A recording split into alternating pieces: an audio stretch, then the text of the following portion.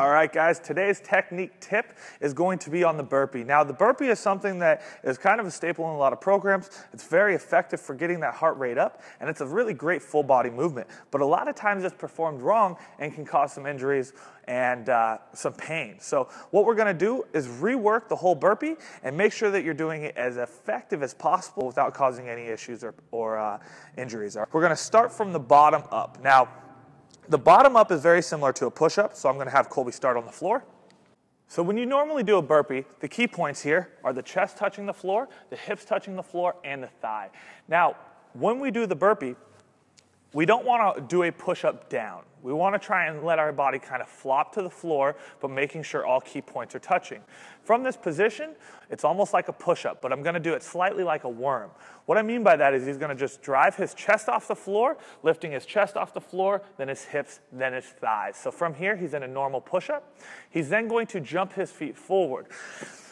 When people jump their feet forward, though, is where I see most of the issues. When we come up from the bottom position, the push-up and taking the chest, the hips, and the thighs off the floor is actually probably the easiest part. Again, where I said I see most people mess up is when they jump forward. Big key points is I usually see people jump with their feet too close together. What that looks like is when he jumps up, he's gonna be on kind of his tippy toes. I think you guys can see this because I can fit my hand underneath his heel. Now in this position, he doesn't have a very good or stable base because at the top of each burpee, we jump to that overhead extension. So what I'm gonna have him do is drive his feet right back. Now, if he's flexible, like some people are, I know I'm personally not, so my movement's gonna be a little different. If you're flexible, you can probably land with your feet flat on the ground in that position, but most people can't. So what I recommend is they jump their feet a little bit wider. For Colby, it's gonna be outside the hands, so that way he's got a flat foot base, okay? And if you guys notice, his hands are still on the ground. So from this position, there's two ways of improving this. The first one is what I prefer, especially when I'm doing a little bit more high reps, because I engage my hamstrings and my hips, I use the bigger muscles, and I disengage my back a bit more. What I'm gonna do is have Colby lift his hips up. So what he's doing is actually stretching his hamstrings. He's using them as an elastic band. From this movement, he's actually thinking about snapping his hips forward like a kettlebell swing. So he's doing that hip drive. When he does this, that elastic spring of his hamstrings and his glutes firing will drive him into his overhead jump. The next way when he goes back down is more like a frog. So he's just gonna try and press off of his quads into the stand-up, all right? So it's more of a vertical press or like a squat movement versus a deadlift or hip hinge. Again, if I'm doing any sort of pairing with a squat, I'm gonna try and always use the hip elevation, as well as anything that is using my low back a little bit more because it's gonna fatigue me out.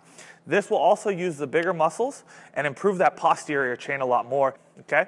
Now, I'm gonna have him start from the bottom so we can piece all these things together so you guys can see one fluid movement from the bottom up. Now, from here, he's gonna press himself from his chest to hips to thighs off the floor. From there, he's gonna jump his feet to whatever is wide enough that he can get that flat-footed base, driving his hips up, and then extending into that reaching jump using his hamstrings. Now, one full movement, he drops back down. Again, what I didn't cover in the beginning of this video is letting himself back down. So he's gonna jump, he's gonna do a full burpee one more time for you guys on video. Boom, hips up, and then driving to that jump. To let himself down, he's just gonna tilt over the exact same way. He wants to think about trying to support himself on his hands as he kicks both feet out. Boom, all right? From that position, he's just gonna let himself drop back down in that reverse burpee position. So he wants to almost think about letting his knees touch first, hips, and then chest. Now, if he's a little bit stronger of an individual, he can let all three pieces touch at one time. I usually try and reduce the force down by having each body part contact in itself and then working through that stages in reverse, okay? So one more burpee for us. He's gonna press himself up, chest, hips, thighs, feet forward, hips up, and snapping, all right? So that's how to improve the burpee, making it more efficient, more effective, and getting more reps done in less time.